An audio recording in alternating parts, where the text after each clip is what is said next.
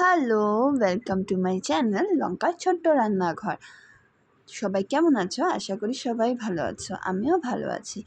এগুলো দেখো আমার গাছের টমেটো, গাছে আম ধরেছে, এগুলো আমি তোমাদের সাথে একটু শেয়ার করলাম।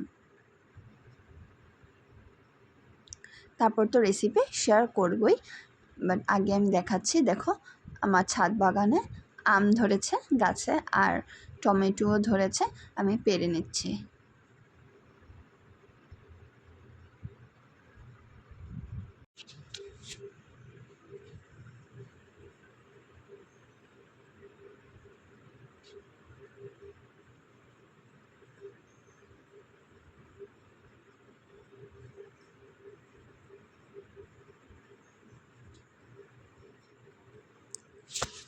তোমাদের যদি আমার ভিডিও দেখে ভালো লাগে, একটা লাইক, কমেন্ট, শেয়ার করে আমার পাশে থেকো। আর যারা নতুন দেখছো, প্লিজ আমার চ্যানেলটা সাবস্ক্রাইব করে দিও আর লাইক, কমেন্ট, শেয়ার করে দিও। আমিও তোমাদের কমেন্ট পেয়ে আমি তোমাদেরকে কমেন্ট করে লাইক করে চলে আসি সবসময়। দেখো আমি এখন বেগুন ভেজে নিচ্ছি। তো আমি বেগুনটাকে আগে ম্যারিনেট করে নিয়েছি। দই, পোস্ত, লাল মরিচের গুঁড়ো, রসুন বাটা, আদা বাটা এসব দিয়ে সুন্দর করে একটা পেস্ট করে তারপর আমি এটাকে সুন্দর করে মশলা মেখে রেখে দিয়েছিলাম কিছু সময়ের জন্য। তারপর আমি অল্প চাউলের গুঁড়োতে কোট করে আমি এটাকে ভেজে নিচ্ছি।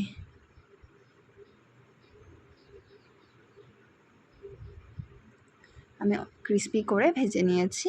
এটা খেতে খুবই অসাধারণ লাগে, ভাতের সাথেও খেতে পারো আর রুটির সাথেও খাওয়া যায়, অনেক টেস্টি হয় খেতে।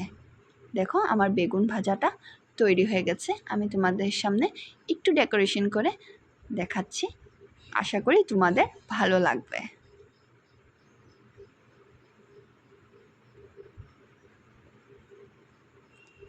আমি ভাতের সাথে নিয়েছি বেগুন ভাজা, আর নিয়েছি তিতা করলা ভাজা, আর নিয়েছি ভাড়ালি বটি।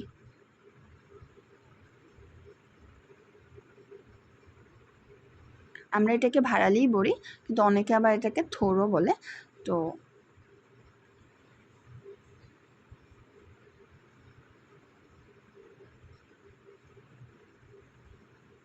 আশা করি আমার রেসিপিটা তোমাদের ভালো লেগেছে।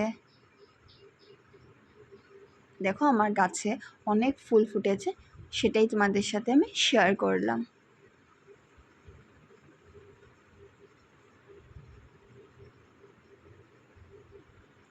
ফুলের কালারটা কি সুন্দর!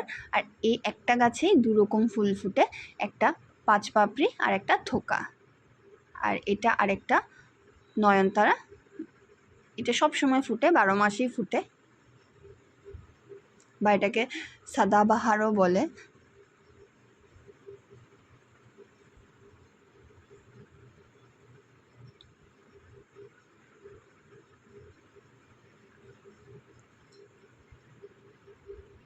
আর একটা গোলাপ ফুটেছে আনসিজনে। এখন তো গোলাপ ফোটার সিজন না, তাও ফুটেছে, দেখে খুব ভালো লাগলো।